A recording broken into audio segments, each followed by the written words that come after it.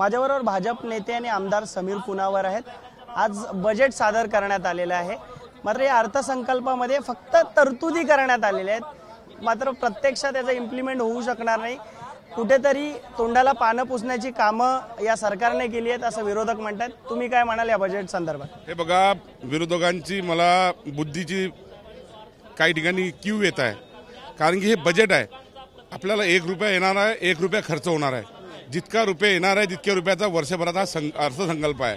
आणि मग जर आपल्या 4 लाख काही कोटी येणार असतील त्याचा हा खर्च, तो खर्च कुठे करणार हा म्हणलेला आहे। मग याच्यामध्ये तोंडाला पानं पुसण्याचा विषयच कुठे आहे? येणारा पैसा आणि जाणारा पैसा याच्यात दिसतोय।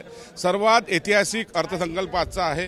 मी अनेक वर्ष सभागृहात आहे की इतका चांगला अर्थसंकल्प देशातल्या एकूण एक गोर गरीब शेतकरी कष्टकरी दिव्यांग महिला आशा अंगणवाडी सेविकापासून तर ज्या समाजाचा आतापर्यंत कधी न्याय मिळाला नाही तिथपर्यंत महामंडळ तयार करण्यापर्यंत शेतकऱ्यांना 6,000 रुपये दरवर्षी देणार ही घोषणा केंद्र सरकारने केली आहे, तर राज्य सरकारने केली आहे। सर्वात मोठी क्रांतिकारी योजना आहे। 12,000 शेतकऱ्याला मिळणार, 10 लाख नवीन घरं। विरोधक टीका करतात त्याच्या, त्यांना बोलायला जागा नाही आहे, त्यांना राजकारण करत आहे, त्यांना बोलता येणार नाही। 2.5 वर्ष यांचे होते, 2.5 वर्षामध्ये यांनी आतापर्यंत का नाही दिले? संजय गांधी निराधार श्रावणबाळ हा वर्षानुवर्षाला आम्ही सर्व मानतो, 1 रुपया का वाढवला नाही? यांना जर एवढी क्यू आहे, त्यांनी संजय गांधीमध्ये 100 रुपये वाढवले नाही।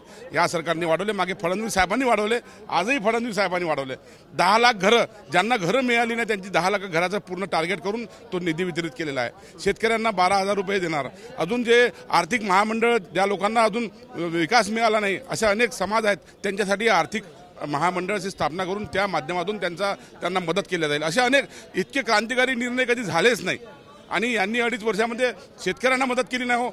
आणि महात्मा फुले शेतकरी कर्जमाफी, छत्रपती शिवाजी महाराज कर्जमाफी दोन्ही सुरू करून त्याच्यामध्ये पैसे देत आहे। म्हणजे विचार करा तुम्ही, त्यांनी जेव्हा महाविकास आघाडीचे मुख्यमंत्री झाले तेव्हा यांनी जी काही सुरुवातीला निधी दिला त्याच्यावर विषय संपवला। आता ते दोन्ही याच्यामध्ये, दोन्ही कर्जमाफीमध्ये हे सरकार निधी देणार, किती मोठं मन आहे। खऱ्या अर्थाने हा अर्थसंकल्प शेतकऱ्यांसाठी, गोरगरिबांसाठी, ग्रामीण भागासाठी अर्पण आहे असं मला वाटते। आपण पाहतोय की आज अर्थसंकल्प सादर झालाय, तो शेतकऱ्यांसाठी, मजुरांसाठी, सर्वांसाठी आहे असं या ठिकाणी कुणाल यांनी, आमदार समीर कुनावाला यांनी म्हटलेलं आहे। कॅमेरामन रुपेश शेलारचा मी अल्पेश करकरे, एबीपी माझा, मुंबई। एबीपी माझा, उघडा डोळे बघा नीट।